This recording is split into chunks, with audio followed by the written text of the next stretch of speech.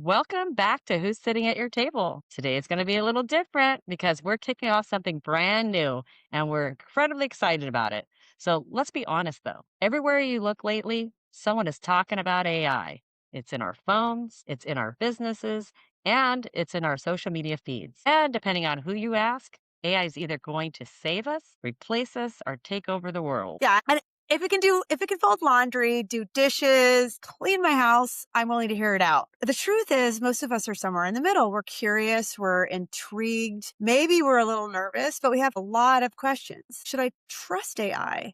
Should I be worried about AI? Why does AI know so much about me? And why does every company suddenly want me to connect my bank account to something? Right. And because Cheese and I are asking the same questions many of you are asking, we decided you needed somebody at the table who actually understands this world. Someone who isn't just reading the headlines, someone who's helping shape the conversations before this technology ever reaches the rest of us. Which is why we're so excited to introduce our newest regular guest. With more than 25 years in technology, MIT Sloan AI strategy certification, you go girl, and years of helping leaders navigate emerging technologies. She helps people separate AI fact from fiction. But what I love most about Evelyn, besides the fact that she's my homie, is that she's not focused on replacing people with technology. Yep. She's focused on helping people use that technology wisely. And that's why I already like her because I need somebody at my table who can explain AI without making me feel like I need a computer science degree. Please help us welcome AI strategist, translator, speaker, consultant, and our friend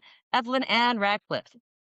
Yes. Thank you so much. I'm so pleased to be here today. I really appreciate it. Yeah. So we're gonna talk about things like how concerned should I be that AI is gonna replace me? That's a big one. Yep. And that's right. That is exactly why we're launching this new monthly series. We're excited and it's called AI at the Table. Yeah. So on a regular basis, we're bringing Evelyn back to help us tackle the questions everyone is talking about, but nobody seems to be answering in plain English. Right. We'll be discussing topics like AI and women amongst others. AI and dating. Because if people are already struggling with real humans, adding robots sounds dangerous. Yes. And there's going to be other topics like AI in business, AI in privacy, AI in financial scams. AI and social media, and even some of the bigger conversations around trust, ethics, relationships, and how technology is changing our everyday lives. Basically, if it's affecting our lives, it's getting a seat at the table.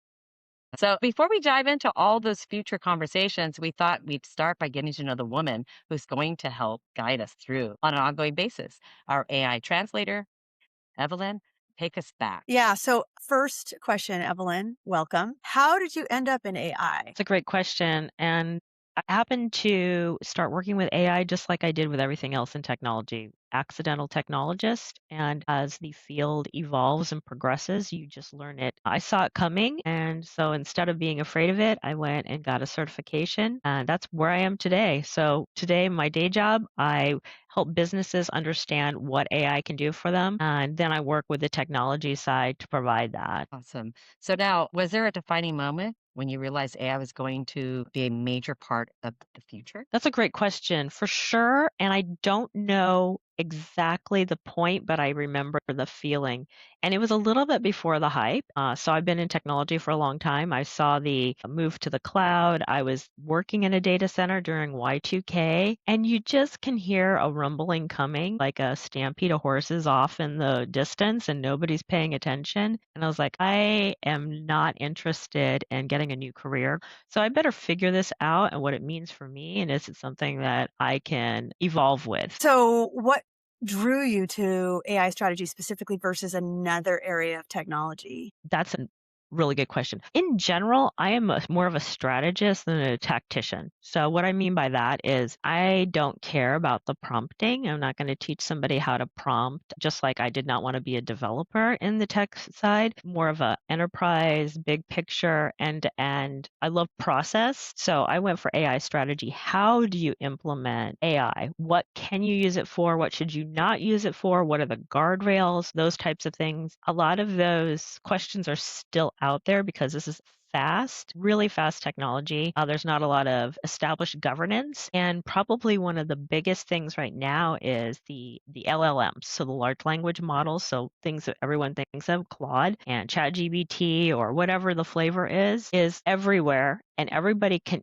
equally access it because you can just type into it in English. You don't have to know how to code because before you had to know Python, which I don't know Python. I don't want to learn Python. But now anybody can sit down at a computer and decide if they're going to use it or not. So that was pretty much it. Before I ask you what is AI strategist and what do you actually do, can you tell me a little bit about what you mean by Python? Python's a coding language. So there's different coding languages. I could not rattle them all off. One is C++, one is C sharp. There's other ones. And in my career, I've chosen to stay away from that. That's very detail Mm, oriented O's and and ones. wasn't yeah, yeah, that's when you're in the binary, but yeah, understanding yeah. that part.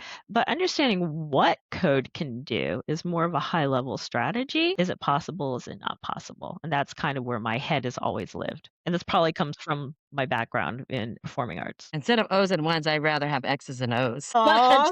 But you chose the AI strategist. I mean, if somebody hears that, what would they actually think that is? What do you do, like essentially in your role? That's a great question. Also, I don't know what anyone else would think it does, but I know what it does. So strategy is really like when you have executives sit down and say, "Hey, this is the direction a company is going to go," or "These are the things. This is our strategy. We're going to be a profit with this product first always." That's the strategy. And so understanding what you're going to do with AI, how do you use it strategically? Are you going to use it to, we want to automate these redundant tasks. We're going to use that on an enterprise level, and that's the strategy. And then you take that, and then somebody goes and does the thing and make sure it works. That's something I also do as well in my day job. Is I do help with those requirements, and I do the testing from a normal human, not a coder perspective. And there's a lot of testing that needs to go in before you release an AI product because just AI unadulterated without it, they call it an intelligence level or other things. Um, it does some weird things. You know, you'll have a dog with 6 legs. You will get answers that are incorrect because that's how it's built. It's built to smooth and predict. It's not always right. Love it. That's like so helpful.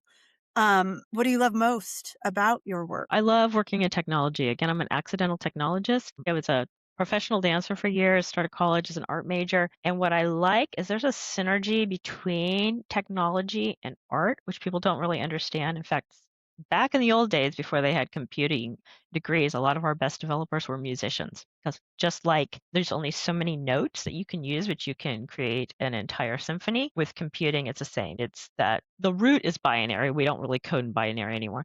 The root is very limited things, but how you put them together and being able to see it from that high level and what's possible, I absolutely love it. So funny. I was an art major too Were you? and ended up in technology. Yeah. So, Evelyn, what's the biggest myth that you wished would disappear? Honestly, there's two. AI is always right, and everything with AI is wrong. There seems to be a real polarization on the beliefs. So versus hysteria, if you will.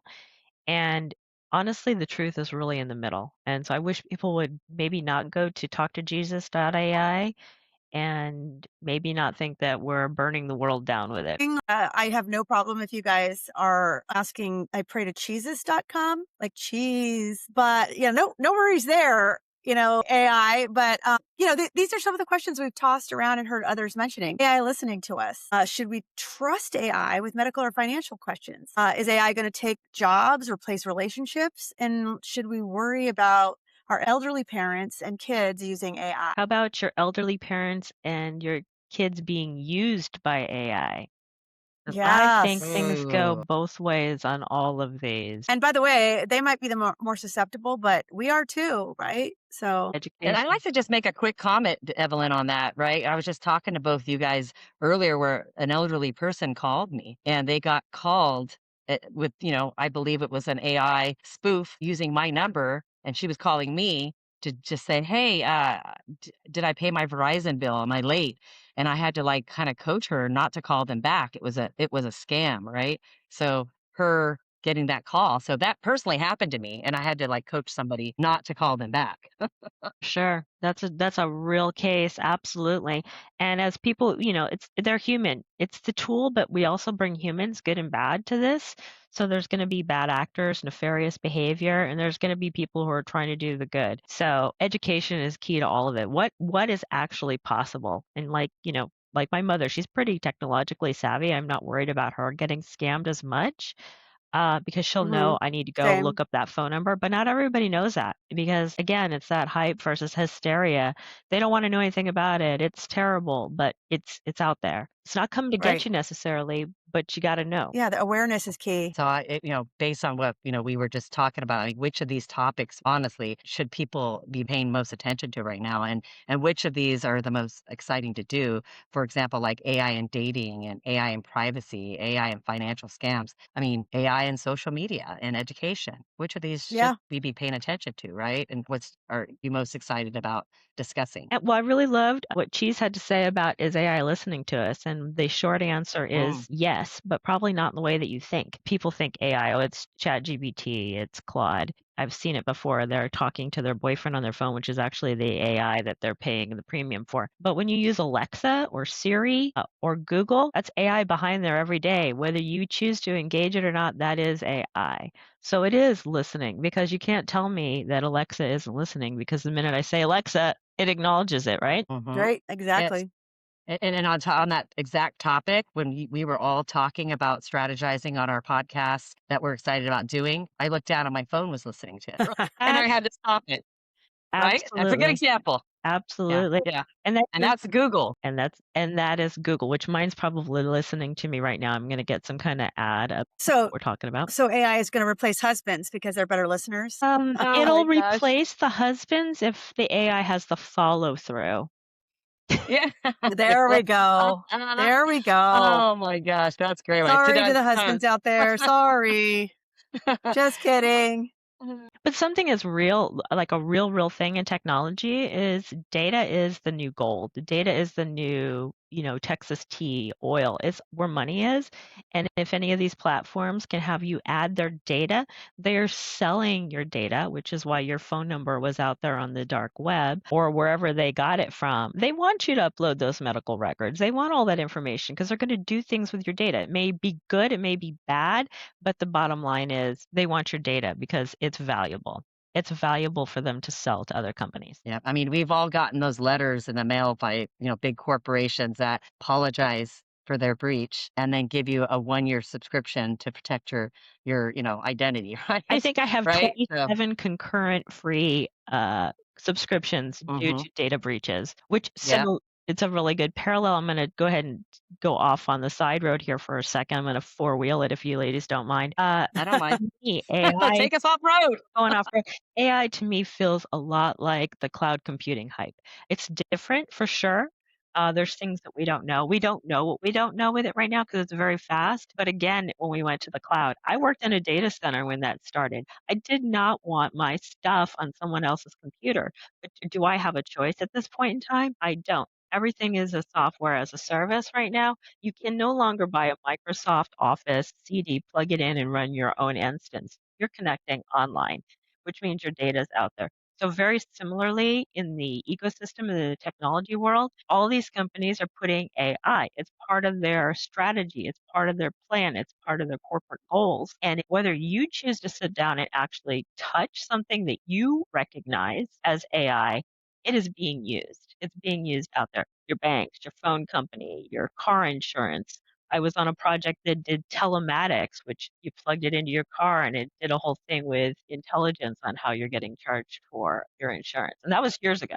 So this is not, it's new, but it's not that. Well, I know, Right. I think we'll even be talking about some other examples about that later, specific examples. Yeah, for sure. yeah, Uh, yeah. So if anybody's been on social media lately, and I know we all pretty much are on it, you probably heard people saying AI is ruining my creativity, right? Or AI is taking jobs. It is terrible for the environment. It is killing the polar bears. Don't even get me started on that one, right? And today we're slowing everything down. And No technology jargon, just real conversations about this. Yeah, because honestly, I think a lot of us are scared of something we don't completely And understand. that So, is Evelyn, perfectly normal. It's yeah. absolutely normal. The people who work in it don't completely understand it because it's really moving that fast. But the good news is every day you can learn a little bit about it, right? Mhm. Yeah. Evelyn, explain AI like you're talking to your mom because I know most people out there, come on, they're listening to this and we're talking LLMs and all these different acronyms coming from a technology space. She's and I, we all tech girls, right? But for the average person out there, we need to talk to them like layman terms. So let's explain it like you're talking to your mom. I love that you framed it that way because my mom's very technical. But Oh, she's Chris, I'll mom. explain it to your mom. Yeah, she's in her late 70s and she's like, "Hey, I'm gonna switch up my VPN. What do you use?" Let me explain it to your mom. So AI is super fast computing and it's designed to be like a really smart intern, or rather, I'd like to say it's like a really smart teenager. And it is designed to do things. Nobody understands those guys, though. No, no, it goes really 6, fast. 7. Exactly. And that would be a really good example of something coming back. It's really fast. It does things in a blink of an eye, which can make you think it's magical. But then when you really look at the information, you realize sometimes it's not always right. And that's by design. It's designed to smooth over things. It's a predictive engine. It will, for an example, if I say to you, the sky is, you're going to insert blue. But that's what AI will do with the data. It will insert the next prediction, and it may or may not be right because today the sky might be gray where I'm at, or God forbid the sky's red, or if you had around with the California fires, whatever the case may be. But again, it's a very fast predictive engine. It is computing at its the most computing. I mean, computing was bashing and crunching things at a faster speed than humans can, and it absolutely does things way fast, but a human's gotta be there to look at it and double check it. Is it actually thinking? No, not really. It's compiling and smoothing things over. It's compiling and predicting. So thinking, I couldn't answer that specifically because how do you define thinking? Like that would probably be a psychologist or somebody who specializes in cognitive functioning. And I would say, no, I don't know. Does AI get Alzheimer's? Because that impacts your thinking, right? I would say no, it's not a human. It can't think. It has no consciousness. It has no No, no, consciousness, absolutely. like no It life is experience, no life experience. It only knows what the data it's able to grab. No human like, yeah, it's just but but it it is recognizes learning. patterns. Yeah. It's learning though, right? It's learning grabbing things and learning as it For gets sure. information. For sure. And the next iteration of it, and this is where the models are always changing, the next iteration is it may not be as good going forward because I know we were using acronyms, and this is how I would explain it to your mom. It goes out and it gets information that's on the internet today. And today that information is good. But let's say Cheese is an expert in cheese. She's got this website and AI keep pulling that information and giving it to people. And she's like, this is my proprietary information. I'm going to put that data behind a paywall. Tomorrow, AI can't see that. So that's how it could change. In addition, I could use it as a smart assistant to say, hey, create this report. This is what I want it to say. And it predicts the sky is blue and all these things, and it does a weather forecast that's bad, and I publish it, and then Tony, you go out there and you're like, hey, this is a pretty good article. I'm going to repeat that. That just reinforced what's called a hallucination. Now we've doubled it down. So again, you always got to check. And that's Yeah. the day after tomorrow, right? Yeah. Well, I kind of want to talk about who's using AI, right? How many people think they've never used it? Here are just a few examples of ways that you are using it because I didn't even know half of these things. For example, if you're using Google Maps, you're using AI. What about Netflix recommendations or Spotify playlists, Amazon recommendations, fraud detection and or credit cards, spam filtering, Face ID, the goes on. iPhone cameras, voice to text, Siri's, Alexa, YouTube recommendations, TikTok algorithm, Instagram feeds, GPS rerouting. That exhausts me, but that's a lot of shit. Yeah. And so for people that, yeah, people who say I don't use AI don't realize that the corporations that you're using their apps actually are using AI. So indirectly you are. What do you Yeah. think, Evelyn, people are really afraid of? The unknown. Predictive texting, I just want to add that in there because it has to read your email in order to give that predictive texting. I think people are afraid of the unknown, just like with everything. Before we had certain medical knowledge, we were afraid of the unknown and we would do bizarre things to heal ourselves or to prevent disease. We didn't know that washing our hands prevented disease, so we did other strange things, right? It's really the unknown. And that makes sense. That's human nature. I think they're also afraid that they'd be replaced, their job could go away. I'm going to use the analogy again with cloud computing. That for sure happened. System administrators who ran computers and decide the little things, they went away, but it created different jobs. So it's really changing that environment. Intellectual privacy, I think this is a really good one. And I do have a very specific case. I know somebody who's a writer. She's written many books. She was promoting them all over the internet, on social media with a picture of her cover and the title.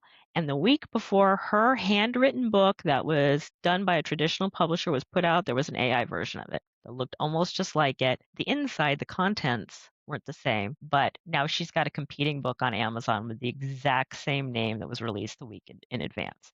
So intellectual privacy is a big thing for sure. Is my stuff going to get ripped off? Yeah, it might, because if it's out there, it can get picked up unless Cheese puts her Cheese knowledge behind that paywall. Fake information, again, that predictive, it's the sky is blue or anything else that AI has, as they call it a hallucination. And in my day job, that's one of the things that we address. We create test cases and use cases, how the AI is using information out there to answer that. And then we do a analysis over it. What is the risk and what is the probability of this question? And I'll give you a very specific scenario so it makes sense. Somebody could write in a question, do you have a pool in this city? Well, the probability of somebody asking that is kind of medium. If the AI comes back with a general enough statement, that's fine. It can fly. If they want to know something that's legal or terms and conditions, that's something that we cannot allow AI to hallucinate or drift on, and we build an intelligence layer over that to give the right information. I don't know that everyone has got those guardrails in there. I do it as a living, as a professional, and that's part of my job. But if you're just sitting down at the computer and typing in, oh, my boyfriend sent me this text message, what does that mean? This and this and this, you can't guarantee you're getting the right information. So you have to look at the probability and the risk. How specific is that information? How will that impact my life? And I think that's probably the greatest risk over everything, is people getting information that's predictive, not real, and executing their lives against it. So are some of these fears reasonable? For sure. I think for sure they are.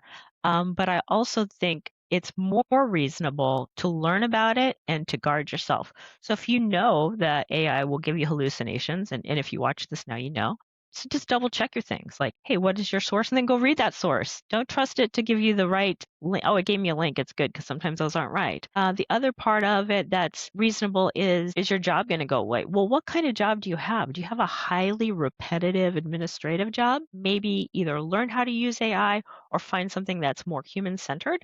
Something that involves, communication, those types of things. Like art can be created by AI, and it can be great and it can be bad. I'm not going to go down the rabbit hole on that, but I have a whole thing on that because I do know an AI artist. He's also Academy Award winner, and he uses AI to create art. And you can't say that's not creative because his stuff is in the Los Angeles Museum of Art versus the six-legged dog that maybe has a third eye on its shoulder or something, right? It's all what's behind it.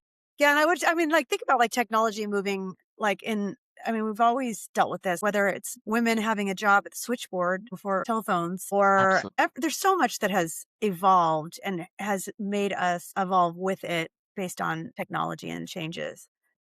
I was gonna say, just to touch on your friend and the artist creating the art from AI, I think that that's the way of the future. It's gonna happen. I think that even film, right? They're using AI in film, and I forget what the movie was, but there was a lady who actually played a role where they started her off as a young child, and they actually hired a young girl to play the role, but they actually used AI to take images of this little girl and her and combine it to make her look like a younger self as she grew up. So like AI is being generated and used, and that's a type of art as well, For right? sure. Well, let's go So, back. It's yeah. been used even what we know now is we've got like these what we call deep fakes and artists and they're Mhm. taking Oh over gosh, voices. yeah. But again, some actually my brother-in-law is CGI. He did CGI for a very long time. If If you're as old as I am, you'll remember the Super Bowl commercial with the Kia Soul with the hamsters. That's all digital art. It's all the grandparent of today's AI. Because trust me, there's no Interesting, yeah. hamsters that big, right? Yeah, I'm gonna jump to a topic, and I want to be very sensitive to it. There's a lot of fear around the data centers and climate, and I hear a lot about the polar bears. Right? I've had dozens of comments on some of our content that we were promoting the podcast on, and it's about AI is terrible because of the data centers and the electricity. Even comments on animated shorts that we've done using AI. I'm getting comments like 16 polar bears. All right, I want to be sensitive to it. Yeah, that one video And I used cost us AI to 16. promote. Yeah, Yeah, yeah. right. 16 polar bears, that post that we had causes 16 polar bears, So Evelyn, help us understand that. Sure. Well, one, I'd love to know where they got the actual number of 16 polar bears. And if they Googled it, Google search is now AI first, so they also helped with the 16 polar bears. But let's get back to reality. So it's fast computing. It's the same. I keep going back to the data centers. It's not the same, but it's very similar. The analogies are there. It's going to utilize a lot of electricity. And the faster a computer is, the more it needs to be cooled down. And it uses water for sure. And the exponential growth. Can anybody predict that AI would go this fast? Maybe some people, maybe not, but there's also things coming into play. So, one of the things coming down maybe 5 to 10 years from now is quantum computing. That's just really small. It's not going to take up those big data center footprints, but even near term. So, I live in Arizona and Google is putting up a data center, and this is not pro or con, this is just literally information. They're putting up a new data center and it's air cooled. Now I live in a desert. Arizona we get 5 days of rain, five, and we all get really excited when that happens. So air cooled a big thing. There's also closed loop. But honestly, to be angry at it, it's already embedded in the stuff you're using. You're already consuming it. It's very similar. You can't boycott AI like you boycott Target. It would be similar to saying, I won't consume anything that comes in through a gas powered vehicle. Well, you may not use a vehicle, but if you go to the grocery store, your stuff's coming in by truck, or if it's harvested, it's probably got a tractor out there, or, you can make a million layers and analogies on there. It's really part of the infrastructure right now. So the important part is to have a voice. What else runs in those data centers besides AI? My goodness, everything. There's data centers have everything. Banking. Do you use a bank? Do you use electricity? Software as a service. So if you use Microsoft anything, if you use Google anything, if you're using a cell phone, there are data centers that they're in. Netflix, right? Yeah, any Yeah, Netflix.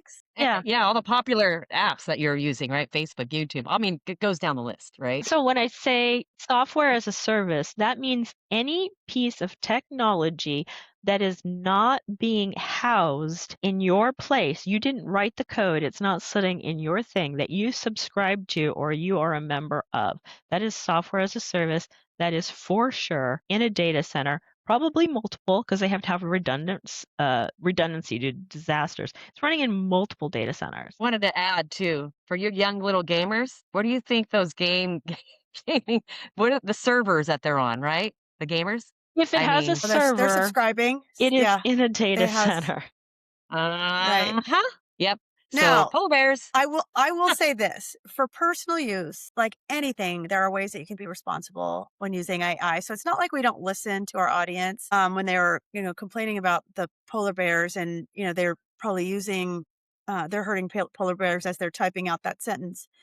But just like recycling your trash or driving a hybrid, we don't stop throwing our shit out or avoid transportation entirely. So with AI, there are some ways that you can kind of change your interaction on a micro level as you're getting your arms around it. And some of that might be when you're prompting AI for some help, maybe batching your thoughts, like not writing out little tiny messages, making one big statement, not generating endless versions just because you can of something. Like, try to like get a sense of something, maybe a couple iterations, reuse outputs, that you've had built like templates and that sort of thing. Or I'd say be especially thoughtful with images and video because those are compute heavy. So using them when they actually matter, if that makes sense. And there are some examples of how you can get the most out of not that we're necessarily wanting to talk about, how to, but an example of an efficient prompt style is called CRIT. It's context role, intention, and task or tone. Basically, where you're in contact, you're saying, here's what's happening. And for the role, you ask AI to act as a direct mentor who is honest, practical, and not afraid of challenging you. Intention, help me understand what's really going on, what I might be missing, what my next best move is. And then tone and task. Give me a clear read, the risks, the blind spots, and a script or action plan I can use today. And that last one is kind of killer. It keeps AI from giving you a generic emotional support soup kind of answer and forces it to help you think. So a clear read, the risk, the blind spots, and a script or action plan I can use today. So an example would be I have a doctor's appointment about symptoms I'm worried about. I tend to forget details or minimize things once I'm in the room. That's context. Role. Hey, AI, act as a patient advocate, helping me prepare. Intention, help me clearly explain my symptoms and ask smart questions. Tone and task, create a short appointment script, a symptom summary, and a list of questions to ask. Do not diagnose me. So that's just, one example of a way that you can get to the point, ask what you need using this CRIT methodology. Can I add to that really quick?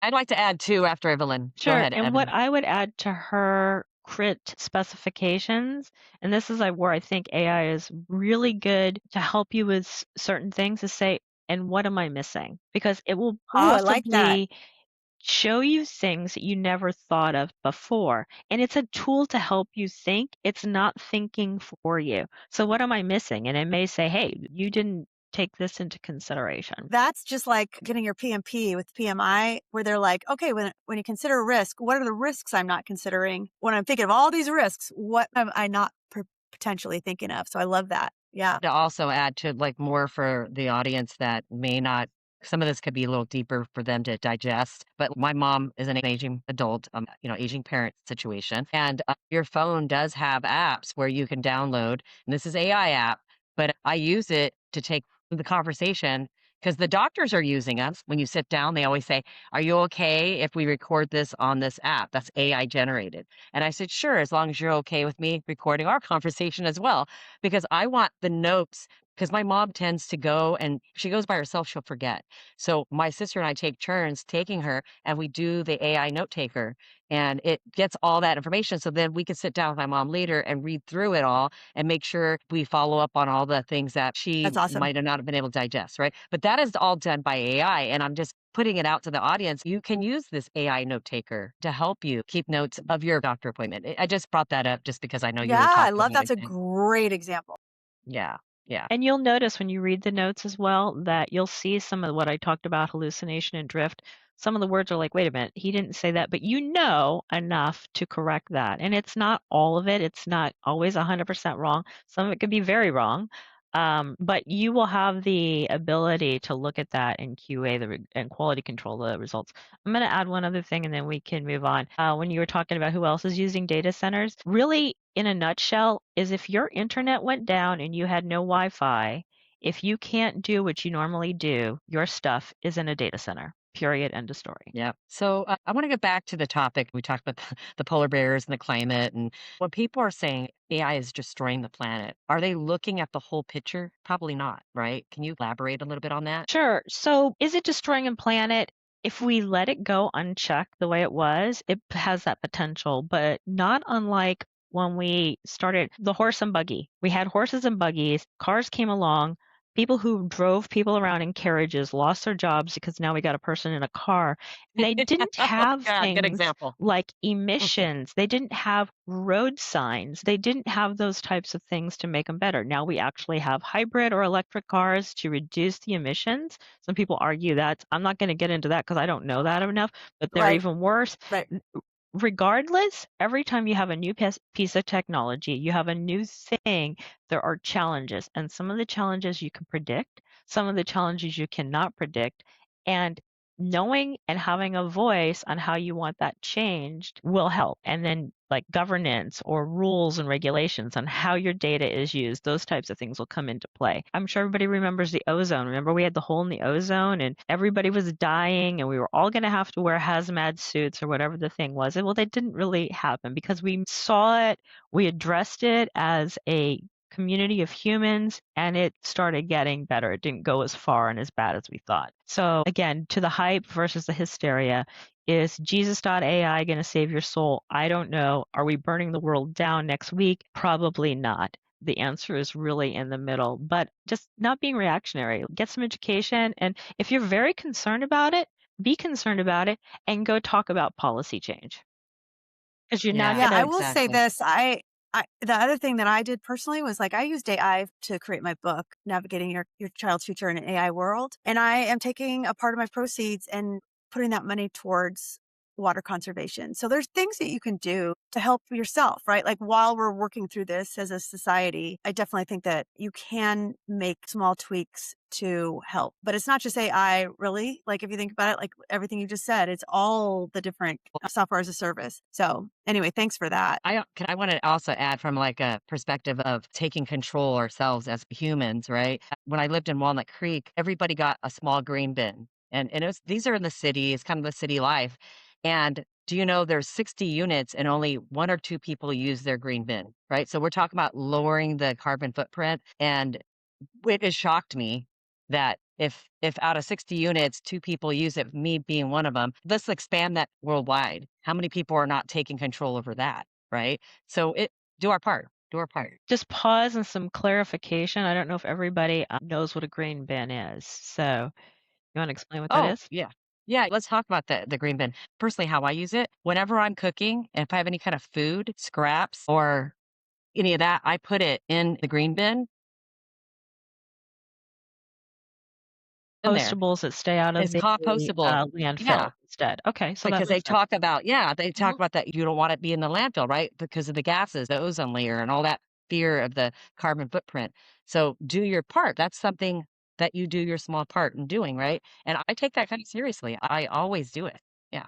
Let's talk about should we actually be worried about it? So, what should we actually be worried about when it comes to AI? So my top things to be worried about is if you are using AI, do you have a parasocial relationship with it? What does that mean? Are you treating it as a human? And instead of me calling you, Tony, hey, I'm having a bad day. This is some things I'm thinking about doing. And you go, whoa, whoa, whoa, whoa, whoa. Hang on. If you check me on my shit, AI is going to talk you through it in a kind, predictive way that may not be for your mental health. I would use it like an analogy, you could use AI to figure out how to compound your own pharmaceuticals and make drugs, or would you rather trust a pharmacist, right? So are you relying on it too much? That is something I for sure think you need to be worried about, or if you know somebody who's doing that, because it's not really a safe thing to rely on for those types of things.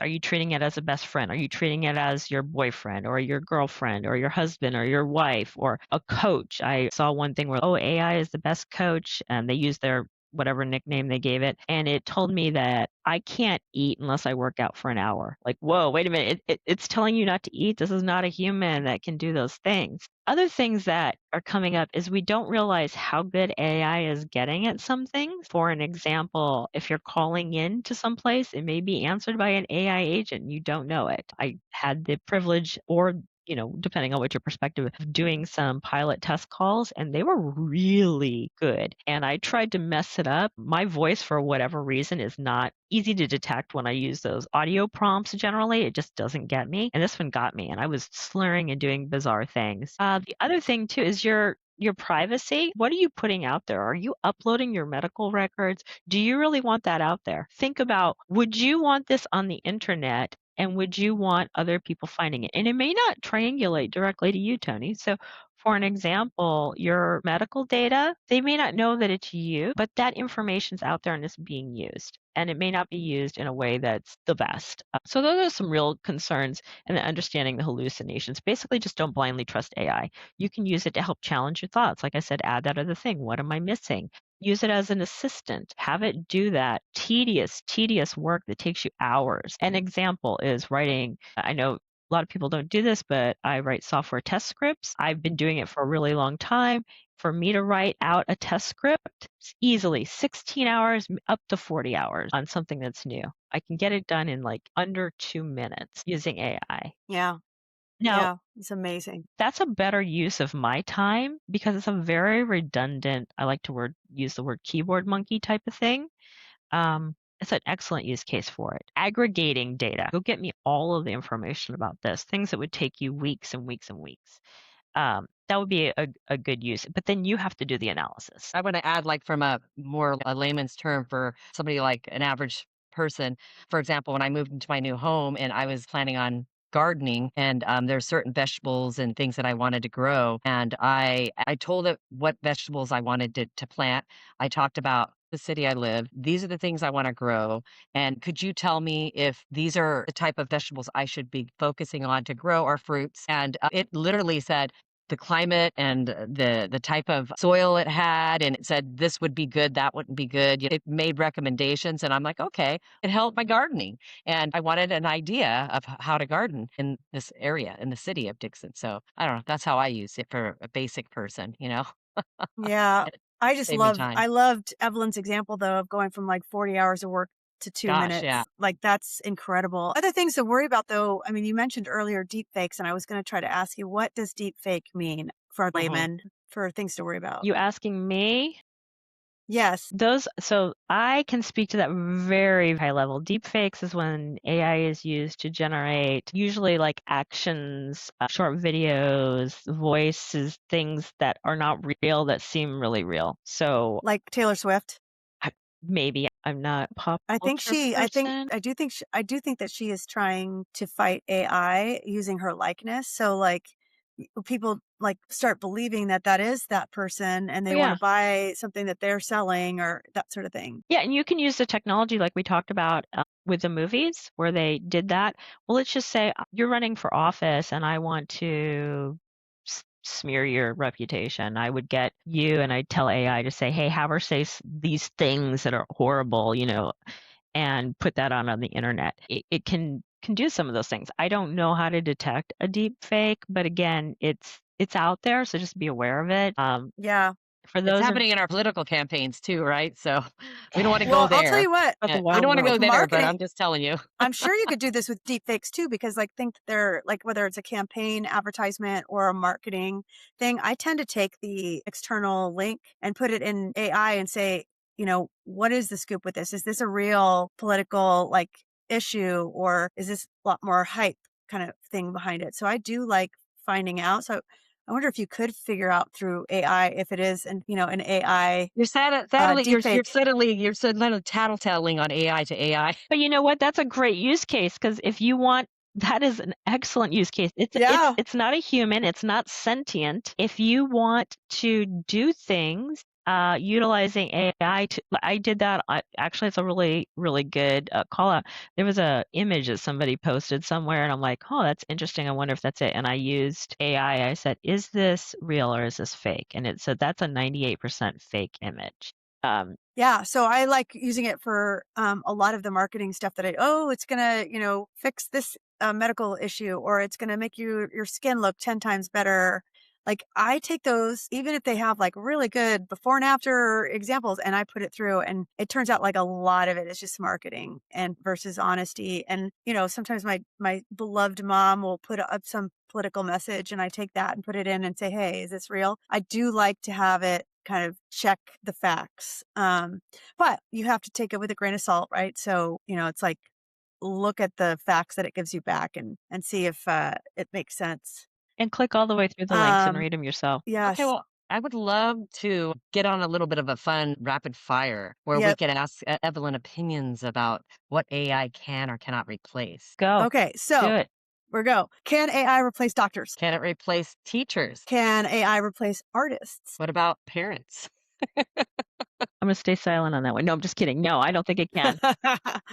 Friendship? What about can AI replace common sense? Think we talked about that one? No. And all of those is the one thing that's in common with all of those is their human interactions. But every single one of those, they can use AI. So for an example, the doctor using the transcript that was AI generated. You still need to go to medical school. You still need to do those things. It can help narrow some things down. Can it replace a parent? If you have a parent that's not around and doesn't do anything, AI might Oh, very cautious. Be the next best stepping stone to find something that could step into that. But there's that whole human factor that it cannot replace. It's fast, it's smart, it doesn't replace people. Good. Well, I am glad about that. Well, today wasn't about convincing everybody to love AI. It is about understanding it because fear is usually grows in the absence of knowledge, right? Yeah, and if we're going to have an opinion, let's make sure it's an informed one. For sure. And the question isn't whether you're encountering AI. I think we kind of beat that one up with a stick. It's whether you understand it enough to use it in the right way and to form an educated opinion about it, not a reactive opinion on either side. The answer is usually right dead in the middle. Well, that's it for this pod. We appreciate our audience and are open to suggestions for the next one. We're really excited about this series. And thank you so much to our AI interpreter, Evelyn. We're looking forward to more with you. Thank you. Thank you. And I appreciate this. I am just going to take a quick second to say I do work with people and do consulting for AI strategy. And I am planning on probably in the fall launching a course on your intellectual property, protecting it from AI. So stay tuned for more information. We'll definitely make sure everybody has that information, Evelyn, when you get that over to us. And as always, we're pimping out our likes and shares and followers to subscribe to us. We're on all the major platforms. You can reach out to us and say hello, interact with us, share with your friends and family, anybody you feel that's interested. We are happy to have as many audience out there, women and men. Welcome to the table. Thank you. Thank you. It was a pleasure. What's up? Bye, guys. Until next time. Mwah. Yay. Yeah.